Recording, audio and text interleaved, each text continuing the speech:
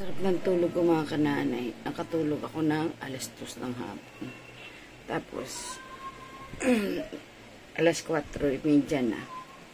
Una punta sa tindahan. Maglalaba pa kasi ako, kaya maliligo muna ako bago pumunta sa tindahan. Diba? Sakit kasi ang katawan ko. Sarap matulog.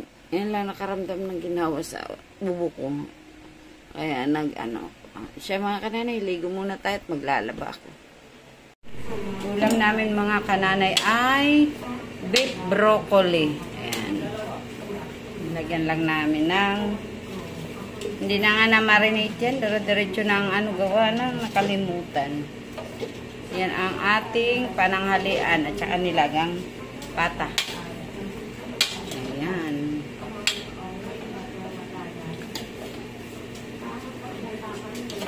Galing pa Alfonso yung baka na yan. Doon talaga ako bumili sa Alfonso.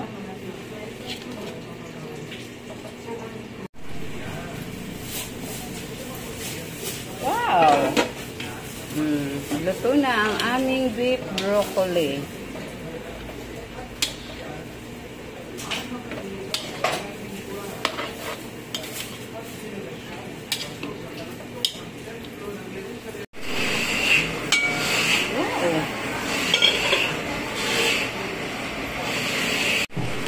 Nalaga, kapartner ng beef broccoli. Palalambutin lang natin yan. Ayan mga kananay, tanghalian na. At yan na nga ang aming pagsasalu-saluhan ng aking pamilya. Thank you Lord sa blessing. Ayan, may nilaga akong pata at nag-beef broccoli nga kami. Yan lang ang aking tanghalian. Nakatulog ko mga kananay. Nakatulog ako ng 2:00 ng hapon. Tapos, 4:30 na. Una punta sa tindahan. Maglalaba pa kasi ako, kaya maliligo muna ako bago pumunta sa tindahan. Diba?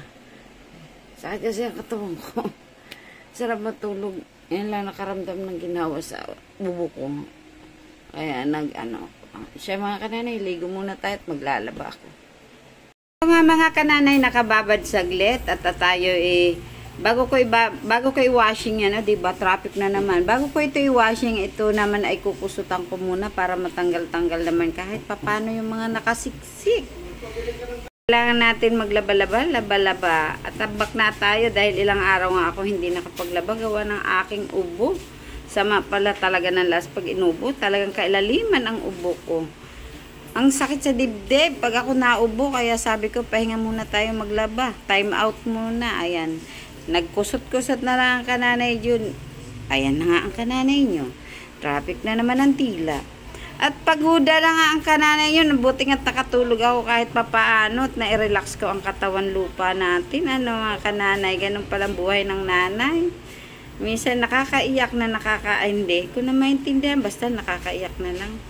Ang drama ng kananay nyo. Pagbigyan nyo na. Hanggang dyan lang naman ang kananay nyo. Oy siya, ayan na nga't mag-washing na tayo. Hayaan mo na siya maglaba mag-isa. At ako napapagod. Medyo may kahinaan ng tubig. Hindi ko alam bakit kami tinitipid. Hindi naman sila nagbabayad. O siya, bye!